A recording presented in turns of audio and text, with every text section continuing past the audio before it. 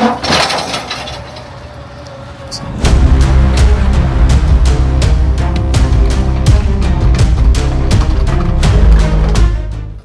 you guys have been asking me to review this TV, and we finally have it here in the studio. This is the Sony Bravia 5. Now the thing about this TV is not as high-end as the 7 series or the 9 series, but it is a replacement for the X90L. Now I know what you're thinking, is this TV better than the X90L? Well, unfortunately, I do not have that TV in the studio anymore to do a comparison, but I do see some reviews online, and I guess it's a mixed bag. The way I look at it is that this is the new model. It's going to get the newest software. Even if the X90L may perform as far as picture quality, this one is still mini LED, and it has some great technology that Sony wants to put out there and move forward with. So we're going to go ahead and get this out of the box. We're going to put it together. I'm also going to show you everything you need to know about this television as far as the menu system, and perhaps later on I'll come out with a calibration videos for those who want to get the best picture out of it. Now this has this piece of styrofoam here on top. Let me go ahead and put that down. And it's packed very well. As you can see right here with these little cardboard inserts. And on top here, we have one of the foots, and here's the other foot, made out of metal. So we know they're using great quality. Also, we have how to put the TV together. And look at this. This is a package that has a power cord, remote control, as well as some batteries and an instruction guide. So let's go and get the styrofoam out. Now this TV does have full array local dimming, and you see that it even has a piece of cardboard right here on the top of it. You remember back in the day, they used to use those little plastic tabs so you can reuse the box. Well, those days are gone, and now we have these little straps, so you have to tape the box up if you plan on using it in the future. But one thing I will say is that this TV is packed well. We have a piece of styrofoam here on the front of it. We have these side pieces, and this TV is protected pretty well. Now Sony doesn't normally have a screen pull, and we checked it out a little bit later in the video, but you can see they have this piece of cardboard right on it, so they want to make sure that you get the best experience possible. Let me see if I can lift this one, because this one's heavier than the average 65-inch. It's pretty heavy, and usually that means that it's something good inside. This gives you an idea of the back of the TV. Over here we have the power cord input. Over here we have inputs, and this consists of USB as well as optical. It also has this center speaker input, and this is so you can hook it up to your sound bars. You have two 60 Hertz HDMIs, two HDMI 2.1s, and it will support up to 120 Hertz, a LAN connection, as well as a RC232 port. And this also has an ATSC 3.0 TV tuner installed on it. So there's a speaker on each side of it, and here's a bass port, and that's on the other side as well. If we come over here, there's a little press button so we can get to some of the basic menu, and there's a switch right here so you can disable the hands-free voice command microphone. So here's the feet. They're made out of metal, like I said earlier. And here's the thing. Over here, we have some adjustments. So if you want to make TV higher, you just change these screws out to the other settings, and they easily just go right into the TV. So there's one of them. And I want to show you it has these little slots on the side of the TV, and this is so it can create a surround sound out of the built-in speakers. And again, it will work with the Sony sound bars as well that supports the S Center channel. The last couple of things we need to do is just go ahead and pull off this little plastic so we can get to the screen and get it all turned on so we can start taking a look at what this TV looks like. Now, one thing I would tell you about Sony TVs is that they pack everything well, but it's kind of hard to put back in the box if you need to. But I'm excited to get this TV all set up and running because I know it's going to have a great picture.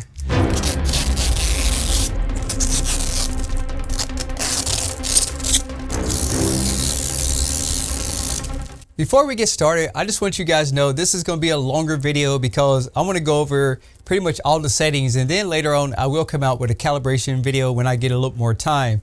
At the end of this video, we'll also talk about the sizes that are available, the prices, and some technology. Now, if you're wondering about viewing angles, let's go over here to the side, and keep in mind this is the 65-inch, and I'm just recording it with my portable camera here and the microphone. but you can tell it is a VA panel because it will lose a little bit of color as we go off axis. So that should give you an idea of the viewing angles on the Sony Bravia 5. If you wonder about glare, you can see I have a white shirt on, and as I move around, but the anti-glare coating on it is pretty good. Now I have this flashlight in my hand, as you can see here. It's actually not that bad. It will reflect quite a bit of light. It's not going to be perfect, but just keep that in mind. If you plan on buying this TV, you have a lot of windows in the room, that most TVs are going to pick up some kind of glare unless it has a matte finish. For all you gamers out there, now we're going to talk about the capabilities of this television with the PS5 and the Xbox. So I have the PS5 over here, and one thing you can do is on the remote control, if you press and hold the menu, you then get this gaming bar. And as you can see here, we have features like your picture mode, variable refresh rate, motion reduction, black UQ, screen size, and crosshairs. So Sony definitely has this all set up for the PS5. Another thing you have down here is you have this indicator that shows that it's 4K, 120 Hertz, and whether or not it's an SDR or HDR. And one thing you get when you go with a PlayStation is automatic tone mapping. And with the Bravia TV, this is going to optimize the HDR settings automatically so you get a more accurate picture and finer details. So I'm going to change this over to the Enhanced and turn on the variable refresh rate. Now that we're back in the PlayStation, you can see that it will support the variable refresh rate, HDR, and it will support auto low latency. And this is the exact same for 1080p. Now, if you're wondering if this TV supports 1440p, I would tell you that it does not support that particular format on the PS5. This game is called The Crew 2. I'm not gonna play it that much, but just kind of show you some of the picture quality. And also I'll hit this menu button so you can see that it is in game mode and the fact that it is using the game audio, but I'm not gonna crank it up. And the brightness is at 30%. So one thing I'm noticing is that the TV is very smooth. The black levels are a little bit more on the gray side, but like I was telling you, with the tone mapping, this is an accurate picture based off of what the developers want you to experience when they play in this game. But like all Sony TVs, the color science are insane, and we'll get into some picture tests in just a moment so we can take a look at that.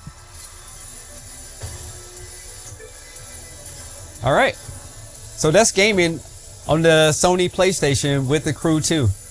We switched from the PS5, now we're on the Xbox, and let's go into TV and display options. And you can see that it says 4K at 120 Hertz, and there's no option for 1440p on this particular console as well. After loading up a game, over here you can see it showing 4K, and the variable refresh rate is kind of flickering there.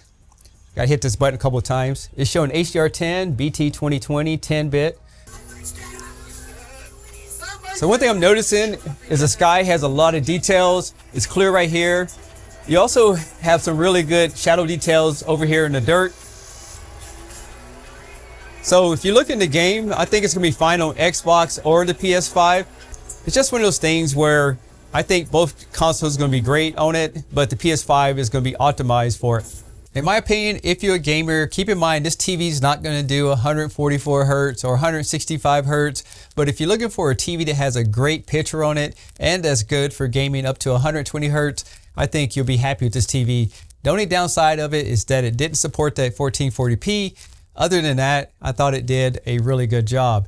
Now we're going to talk about the colors because Sony is known for having the best color science in the industry. Now currently I have the TV in SDR mode, and wow, this looks amazing. Look at the black levels as well as the colors. Sony really knows how to make the best colors out there on the market. Now the TV is in cinema mode and it's picking up some really good colors. I really like the black levels on this TV so far, and I'm not seeing much blooming, but we'll test that out in just a minute. The one thing about this TV that really stands out is that it looks extremely natural. So here's the movie Tron, and I can't wait till this comes out because I will be one of the first ones to see it. But again, this TV has that real natural look to it. And I would say that it's not oversaturated or anything like that. It looks really good. And here's a trailer from Superman. As you can see, the colors are really vivid. They're popping. And one thing I'm noticing here is that it just has that nice skin tone on it Now granted, this is a stream from YouTube, but look at the fire in the background and the shadow details look pretty good. Now the TV is still in SDR mode, and here's a little clip from Daredevil Born Again, and it's really looking nice. I think you're gonna be very happy with this television. And also want to show you a clip from the movie Brave. One thing I like about this movie is that it's very colorful, and I can say that her hair looks really natural. There's some decent shadow details on the bear, and there's some details as far as seeing all the background and bringing out all of those different colors that we need to get the best experience. But I want to show you guys some of the different picture profiles so we can take a look at how this TV performs in SDR mode. So right now I have the TV in Vivid mode, and a lot of people tell me that I shouldn't like the Vivid mode, but I like the brightness of it, and I like the fact that it makes the color pops, but of course it's not the most natural picture. Now we have standard mode that's gonna really tone it down, and this is gonna be great for watching everyday television. We have cinema mode that gives us that nice warm look to it, but you lose some of the brightness in the process, so you may have to do some adjustments, but it'll be perfect for watching at nighttime. And then we have professional mode that gets even darker, almost like you can't even see it that good. So I don't know, people like the professional mode, but you can see how much darker it makes it. Not really for me, it's not my cup of tea. A photo mode, if you're using this TV on a computer, and this TV does have IMAX Enhanced. Now I'm gonna switch the TV over to HDR. So now we have Vivid mode, and it doesn't look that great. I think Sony has these other settings that you'll have to change to put the TV in different modes, but we'll just go through here without going into those settings right now. And here's your standard mode. In HDR, it looks a lot flatter, just like cinema mode looks in SDR. There we have cinema mode. And see what I was talking about, you can barely tell a difference, except it brings out a little bit more shadow details in the cinema mode. And professional mode doesn't get that dark, which is a great thing. We have the calm, photo mode, and we still have the IMAX Enhanced. Now we're gonna take a look at Dolby Vision mode, and you can see at the bottom that this did change over to Dolby Vision as I selected that. So taking a look at Dolby Vision Vivid mode, it's actually not that good of a picture as far as accuracy, but it will make some scenes bright if you have one of those really dark movies. Here we have Dolby Vision Bright, a lot more natural looking. I don't see a lot of saturation. It's actually looking really clean. And then we have Dolby Vision Dark. Let's switch back and forth. You can see that brightness difference. Out of all these settings, I still like the SDR and cinema mode. I like the cinema mode as well, and HDR. And when it comes to Dolby Vision, I like the Dolby Vision Bright. So I pulled up Amazon Prime just to show you some of the settings. So if you look at here, there's a built-in calibration mode that you can turn off or on. Now the calibration mode is preset by Amazon and Sony to give you the best picture, and this is all configured through their servers. Now with Netflix pulled up, you can see there's also a built-in calibration mode for this. And this is all pretty cool because if you don't want to calibrate your TV, this is all set up to give you the best picture quality based off of what they think it should be off of the original footage from the companies. And the last part I want to show you as far as calibration is that Sony's Picture Core also has this built-in calibration settings. So of course it's going to make the picture darker and all that, but it's really set up to give you the best out of your movies. So if you are really into TV and watching it at its best, these three options is going to be something very unique to Sony and these companies to give you a calibrated picture without buying any extra equipment. I don't know about you, but I can definitely appreciate the fact that the Sony Bravia 5 and a lot of the Sony TVs has that built-in calibration that's coming from the server. So you don't have to adjust anything. You just got to make sure it's turned on, and then the TV will have full control of the way that it was intended to be filmed. And keep in mind that is actually adjusted per which model number that you get. Now we're going to do some TV testing so you can see how it performs, and I think it did pretty good. Now I have the TV in cinema mode. Let's check out motion at 24 frames per second. And you can see that 24 frames per second would never be the smoothest picture quality. But if we pull up Vivid, it gets a little bit smoother, except for that top line. Under standard, you're going to see that it does clear up just a little bit more than Vivid, but you can see the little lines right there. Then we have cinema mode again. Professional mode just gets really dark. Calm, photo, and an IMAX Enhanced mode. But while it's in cinema mode, let's check out the clarity settings. And down here we have some settings like sharpness, reality creation. We can see if this cleans it up just a little bit. But I'm here to tell you though that this is a really good picture as far as motion.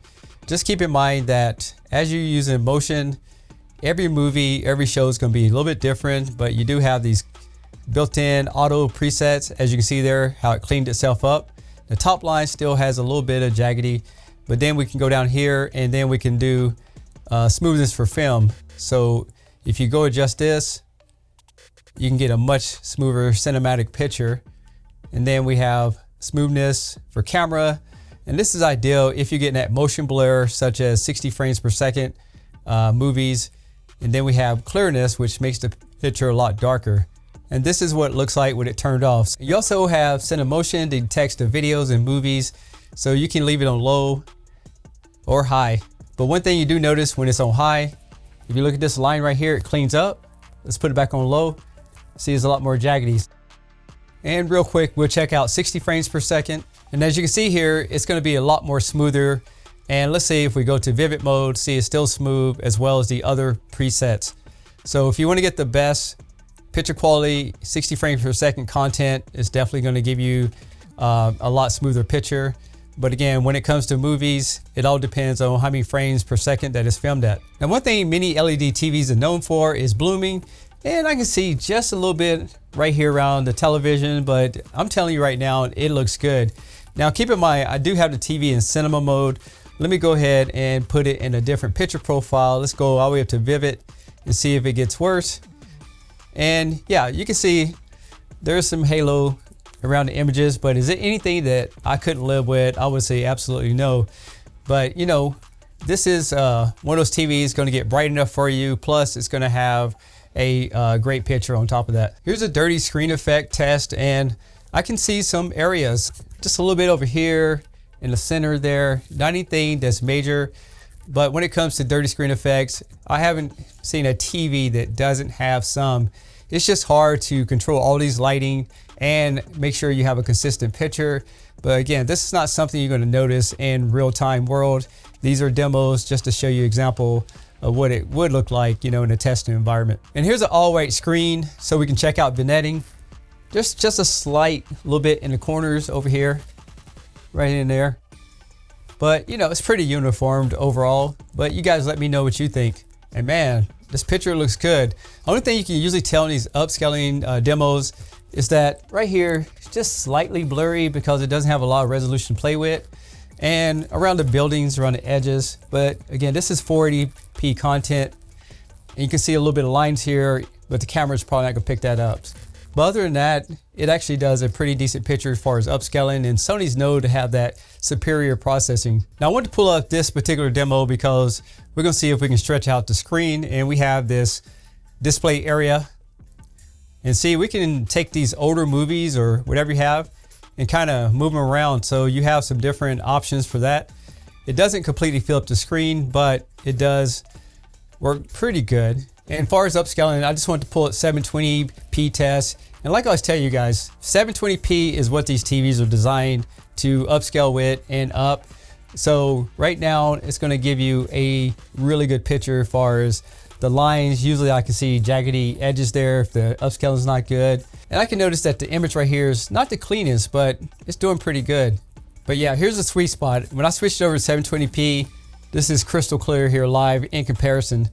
So again, if you're looking to upscale, 720p is going to get you almost there. 1080p is going to give you the best picture quality next to playing 4K signals. After I was testing this TV, I didn't really find too many bad things about it. I know I did talk about it as I was filming it, but with that being said, I didn't go over the audio system just because you're listening to a recording and a lot of times it's not going to give you an accurate reproduction of it, just like the picture.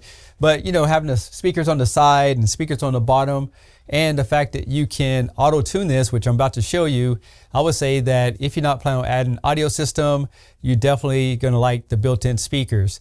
So now we're going to take a look at some of the specs that you guys may be asking about. So I pulled up display specifications, as you can see right there, and I have a comparison pulled up. Now keep in mind that display specification is a great website, but it's not always accurate. But I'll show you what I'm seeing here. So I pulled up the 65-inch of the X90L and the Bravia 5. And keep in mind the X90L is a 2023 model versus a 2025 model in the Bravia 5. Both of them has VA panels, both of them are 10-bit, so that's going to give you a lot of really good colors. Also, it's showing on here that the X90L is brighter, but I'm not sure if that's true or not, but that's what I'm seeing here.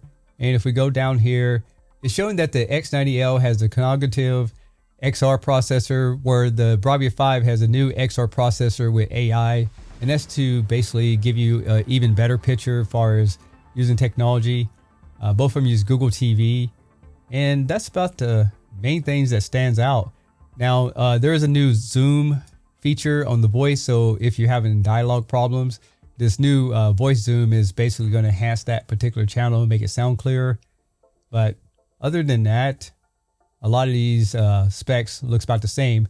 But I wish I had the X90L so I can do a side-by-side, but unfortunately I don't. Moving on, let's go to the comparison of the Bravia 5. And I have the 55-inch up to the 85-inch. And keep in mind, there is a 98-inch available.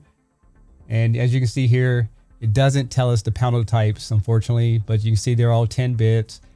And keep in mind, the smaller screen, usually the clearer picture. So if you look at the pixel density here, the 55-inch has 80 ppi, and as you get to the 85, you're looking at 52 ppi.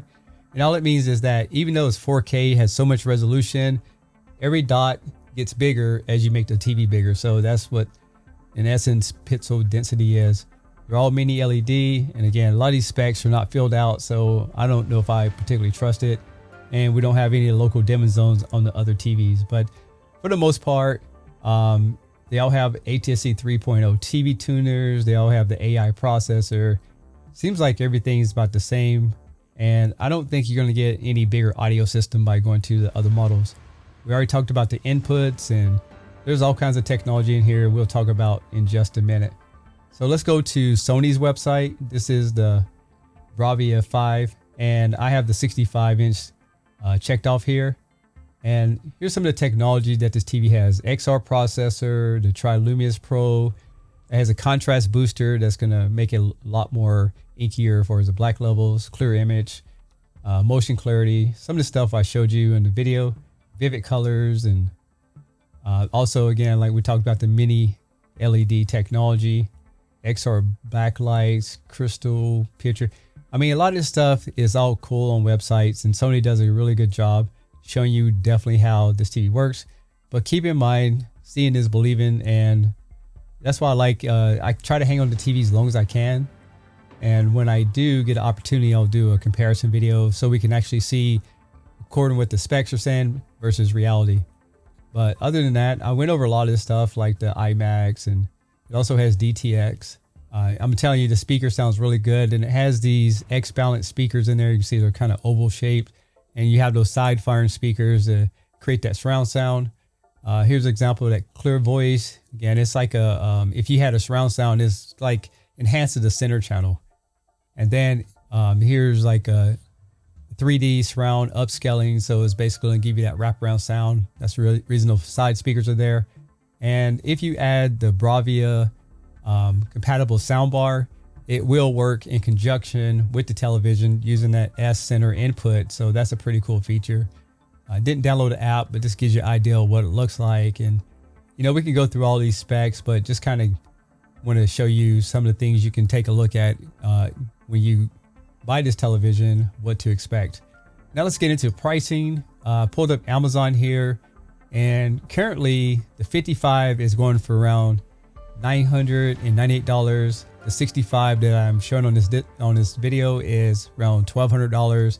And if you get the 98-inch, you're looking at around $4,500. So there's all the prices on Amazon. Let's go ahead and pull up Best Buy. Again, 55-inch, same price. 65-inch looks same price. And a lot of this stuff is mapped out from the companies to make sure no matter where you shop, you're going to get the same price.